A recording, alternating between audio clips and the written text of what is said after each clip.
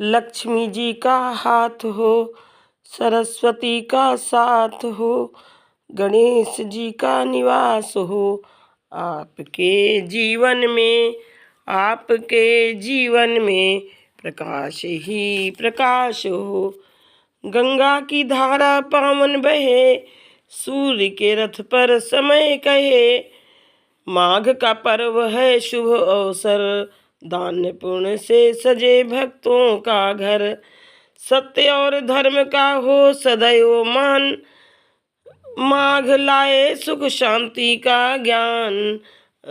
अब सुनिए यह कथा महान, जो समझाए माघ मास का असली ज्ञान। उगता हुआ सूरज दुआ दे आपको, खिलता हुआ फूल खुशबू दे आपको। हम तो कुछ देने के काबिल नहीं हैं, देने वाला हजार खुशियाँ दे आपको, देने वाला हजार खुशियाँ दे आपको। भगवान सूर्य सप्त घोड़ों पर विराजित उत्तरायण हो रहे हैं इस माघ मास में। तो भगवान सूर्य की, भगवान भास्कर की पूजा अर्चना और अति आवश्यक है इस माघ मास में। एक माह जैसे मेघों से मुक्त होकर चंद्रमा प्रकाश करता है, वैसे ही श्रेष्ठ मनुष्य माघ मास में स्नान करके प्रकाशमान होते हैं। काया वाचा मनसा से किए हुए छोटे या बड़े, नए या पुराने सभी पाप स्नान से नष्ट हो जाते हैं। आलस्य में बिना जाने जो पाप किए हों वह भी नाश को प्राप्त होते हैं। कहते हैं कि ये इस माघ मास में श्री कृष्ण कहते हैं, हे अर्जुन, यज्ञ दान और तप इस माघ मास में अति आवश्यक हैं। काया वाचा मनसा से किए हुए छोटे या बड़े, नए या पुराने सभी पाप इस स्नान से नष्ट हो जाते हैं। आलस में बिना जाने जो पाप किए हों वह भी नाश को प्राप्त होते हैं। जिस तरह जन्म जन्मांतर के अभ्यास से आध्यात्मिक ज्ञान की प्राप्ति होती है, उसी तरह जन्मांतर अभ्यास से ही माघ स्नान में मनुष्य की रुचि होती है। यह अपवित्रों को पवित्र करने वाला बड़ा तप और संसार रूपी कीचड़ को धोने की पवित्र वस्तु है। प्रिय मित्रों, अब आप लोग सुनेंगे माघ मास के महात्म का तीसरा अध्याय। राजा दिलीप कहने लगे कि हे महाराज, यह पर्वत कितना ऊंचा और कितना लंबा चौड़ा है। तब वशिष्ठ जी कहने लगे, 36 योजन अर्थात 1 योजन 4 कोस का होता है। 36 योजन ऊंचा, ऊपर चोटी में 10 योजन चौड़ा और नीचे 16 योजन चौड़ा है, जो हरिचंदन, आम, मदार, देवदार और अर्जुन के वृक्षों से सुशोभित है। दुर्भिक्ष यानी कि अकाल से दुखी होकर इस पर्वत को फल और फूलों से परिपूर्ण देखकर भृगु वहीं रहने लगे और यहाँ पर कंदराओं, वनों और उपवनों में बहुत दिनों तक तप करते रहे। इस प्रकार जब भृगु ऋषि वहाँ पर अपने आश्रम पर रह रहे थे तो एक विद्याधर अपनी पत्नी सहित उतरा। वो अत्यंत दुखी थे। उन्होंने भृगु ऋषि को प्रणाम किया और ऋषि ने बड़े मीठे स्वर में उनसे कहा कि हे विद्याधर, तुम बड़े दुखी दिखाई देते हो, इसका क्या कारण है। तब विद्याधर कहने लगे कि महाराज, पुण्य के फल को प्राप्त कर, स्वर्ग प्राप्त कर तथा देवतुल्य शरीर पाकर भी मेरा मुख व्याघ्र जैसा है। मेरे दुख और अशांति का यही एक कारण है, न जाने किस पाप का फल है। मेरे चित्त की व्याकुलता का दूसरा कारण भी सुनिए। मेरी पत्नी अति रूपवती, मीठा वचन बोलने वाली, नाचने और गाने की कला में अति प्रवीण, शुद्ध चित्त वाली, 7 सुरों वाली, वीणा बजाने वाली, जिसने अपने कंठ से गाकर नारद जी को प्रसन्न किया, नाना स्वरों के नाद से वीणा बजाकर कुबेर को प्रसन्न किया, अनेक प्रकार के नाच ताल से शिव जी महाराज भी अति प्रसन्न और रोमांचित हुए। शील, उदारता तथा रूप यौवन में स्वर्ण की कोई अप्सरा भी इस जैसी नहीं है। कहाँ ऐसी चंद्रमुखी स्त्री और कहाँ मैं व्याघ्र मुख वाला, यही चिंता सदैव मेरे हृदय को जलाती रहती है। विद्याधर के ऐसे वचन सुनकर तीनों लोगों की भूत भविष्य और वर्तमान की बात जानने वाले तथा दिव्य दृष्टि वाले ऋषि कहने लगे कि हे विद्याधर, कर्म के विचित्र फलों को प्राप्त होकर ज्ञानी पुरुष भी मोह को प्राप्त हो जाते हैं। मक्खी के पैर जितना विष भी प्राण लेने वाला हो जाता है। छोटे छोटे पापों का फल भी अत्यंत दुखदायी हो जाता है। तुमने माघ मास की एकादशी का व्रत करके द्वादशी न आने तक शरीर में तेल लगाया, इसी पाप कर्म से व्याघ्र हुए। एकादशी के दिन उपवास करके द्वादशी को तेल लगाने से राजा पुरुरवा ने भी कुरूप शरीर पाया था। तब वह अपने कुरूप शरीर को देखकर दुखी होकर हिमालय पर्वत पर देव सरोवर के किनारे पर गया था। प्रीतिपूर्वक शुद्ध स्नान कर कुशा के आसन पर बैठकर भगवान कमल नेत्र, शंख चक्र गदा पद्म के धारण करने वाले पीताम्बर पहने वनमाला धारण किए हुए जगत के पालनहार विष्णु का चिंतन करते राजा पुरुरवा ने 3 मास तक निराहार रहकर भगवान का चिंतन किया था। इस प्रकार 7 जन्मों में प्रसन्न होने वाले भगवान राजा के 3 महीने के तप से ही अति प्रसन्न हो गए और माघ की शुक्ल पक्ष की एकादशी को प्रसन्न होकर भगवान ने अपने शंख के जल से राजा को पवित्र किया। भगवान ने उसके तेल लगाने की बात याद दिलाकर सुंदर देवताओं का सा रूप दिया, जिसको देखकर उर्वशी भी उसको चाहने लगी और राजा कृतकृत होकर अपनी पुरी को चले गए। भृगु ऋषि कहने लगे कि हे विद्याधर, इसलिए तुम क्यों दुखी होते हो? यदि तुम अपना यह राक्षसी रूप छोड़ना चाहते हो तो मेरा कहना मानकर जल्दी ही पापों को नष्ट करने वाली हेमकूट नदी में माघ में स्नान करो, जहाँ पर ऋषि सिद्ध देवता निवास करते हैं। अब मैं इसकी विधि बतलाता हूँ, ध्यानपूर्वक सुनो। तुम्हारे भाग्य से माघ मास आज से 5वें दिन ही आने वाला है। पौष शुक्ल एकादशी से इस व्रत को आरंभ करो। भूमि पर सोना, जितेंद्रिय रहकर दिन में 3 समय स्नान करके महीना भर निराहार रहो। सब भोगों को त्याग कर तीनों समय भगवान विष्णु का पूजन करो। जब तुम द्वादशी की शिव जी स्तोत्र और मंत्रों से पूजन करोगे तो तुम्हारा मुख देखकर सभी चकित हो जाएंगे और तुम अपनी पत्नी के साथ सुखपूर्वक क्रीड़ा करोगे। माघ मास के प्रभाव को जानकर सदा माघ में स्नान करो। पाप दरिद्रता से बचने के लिए मनुष्य को सदा यत्न से माघ मास का स्नान करना चाहिए। स्नान करने वाला इस लोक तथा परलोक में सदा सुख प्राप्त करता है।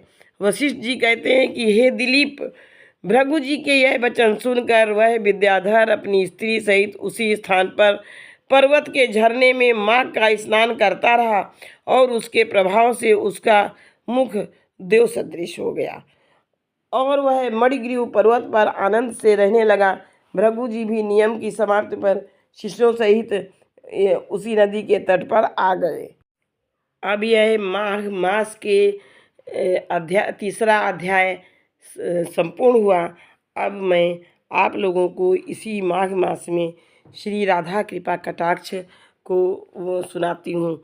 श्री राधा कृपा कटाक्ष स्तोत्र भगवान शिव द्वारा रचित तथा देवी पार्वती को सुनाई जाने वाली ब्रजराज नंद किशोर श्री कृष्ण की चिर संगनी राधा की कृपा कथा है। श्री राधा रानी भगवान श्री कृष्ण की अर्धांगिनी शक्ति तथा आत्मा माना जाता है। राधा कृपा कटाक्ष स्तोत्र में राधा जी की स्तुति द्वारा उनके श्रृंगार, रूप और करुणा का वर्णन किया जाता है।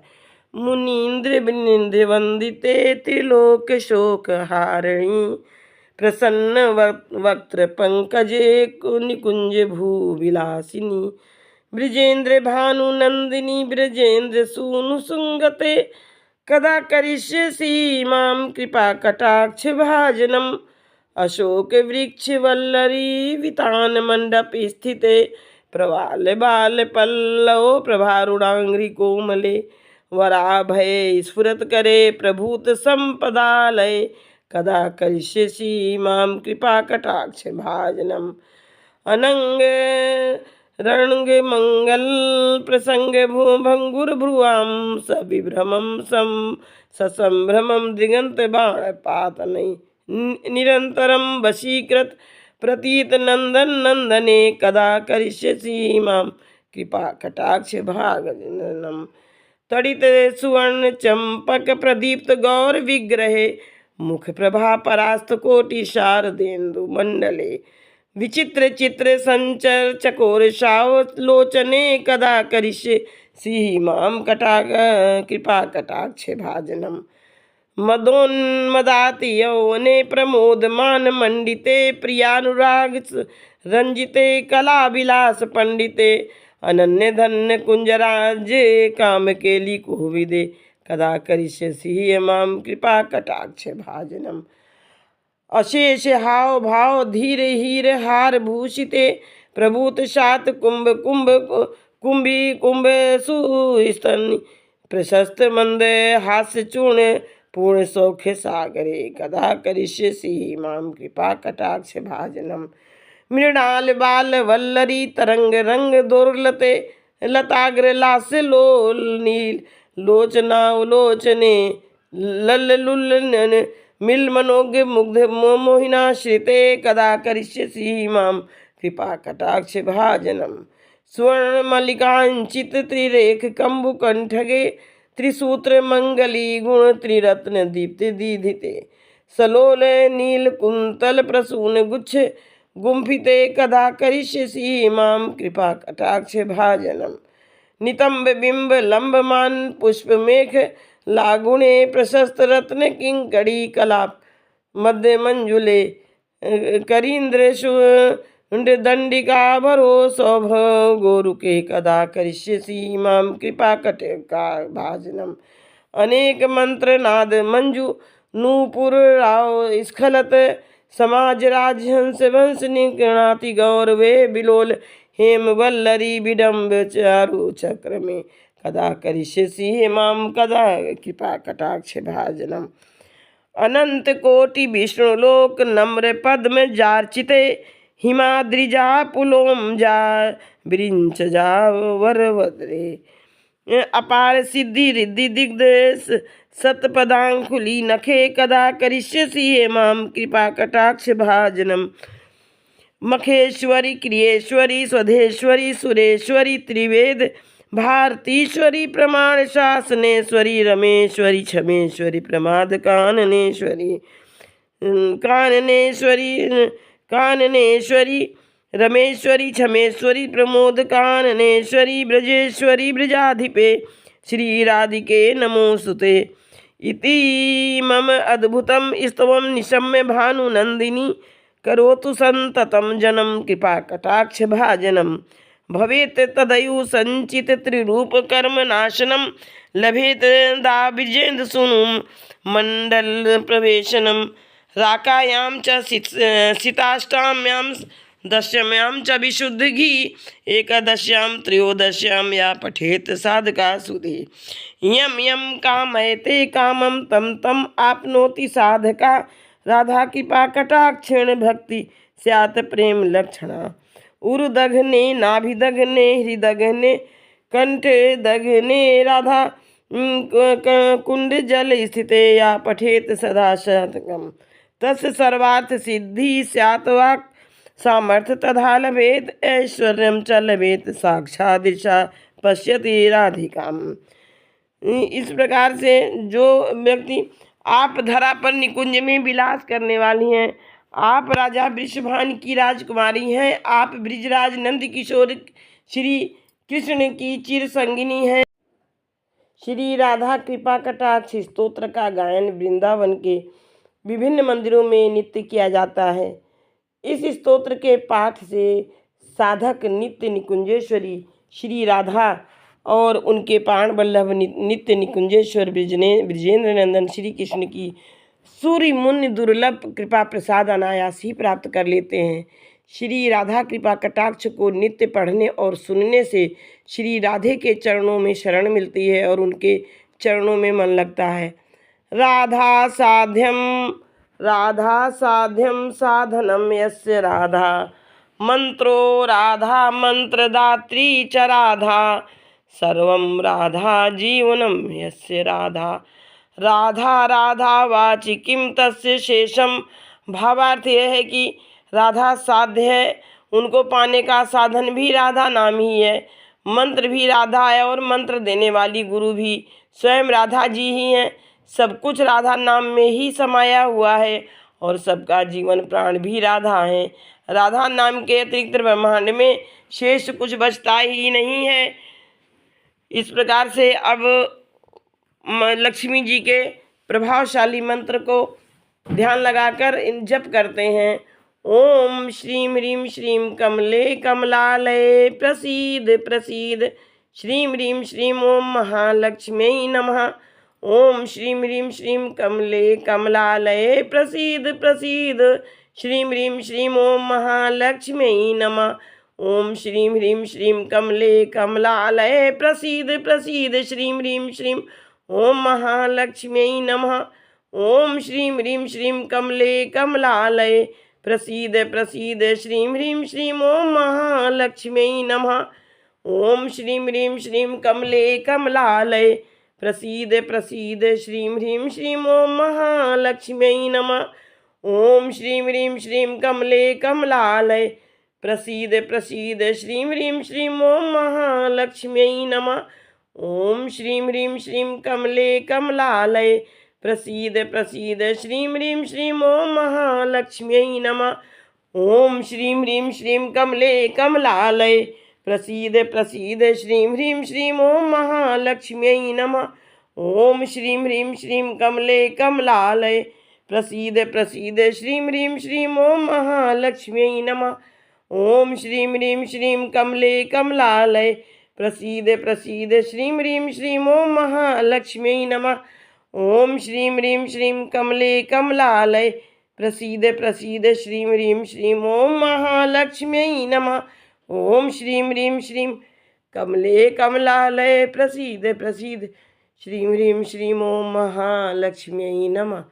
ओम श्रीं ह्रीं श्रीं कमले कमलालये प्रसीद प्रसीद। श्रीं ह्रीं श्रीं ओम महालक्ष्म्यै नमः। ओम श्रीं ह्रीं श्रीं कमले कमलालये प्रसीद प्रसीद। श्रीं ह्रीं श्रीं ओम महालक्ष्म्यै नमः। ओम श्रीं ह्रीं श्रीं कमले कमलालये प्रसीद प्रसीद। श्रीं ह्रीं श्रीं ओम महालक्ष्म्यै नमः। ओम श्रीं ह्रीं श्रीं कमले कमलालये प्रसीद प्रसीद। श्रीं ह्रीं श्रीं ओम महालक्ष्म्यै नमः।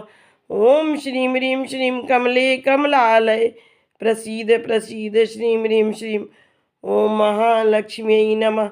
ओम श्रीं ह्रीं श्रीं कमले कमलालये प्रसीद प्रसीद। श्रीं ह्रीं श्रीं ओम महालक्ष्म्यै नमः।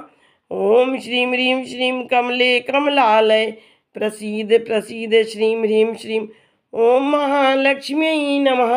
ओम श्रीं ह्रीं श्रीं कमले कमलालये प्रसीद प्रसीद। श्रीं ह्रीं श्रीं ओम महालक्ष्म्यै नमः। ओम श्रीं ह्रीं श्रीं कमले कमलालये प्रसीद प्रसीद। श्रीं ह्रीं श्रीं ओम महालक्ष्म्यै नमः।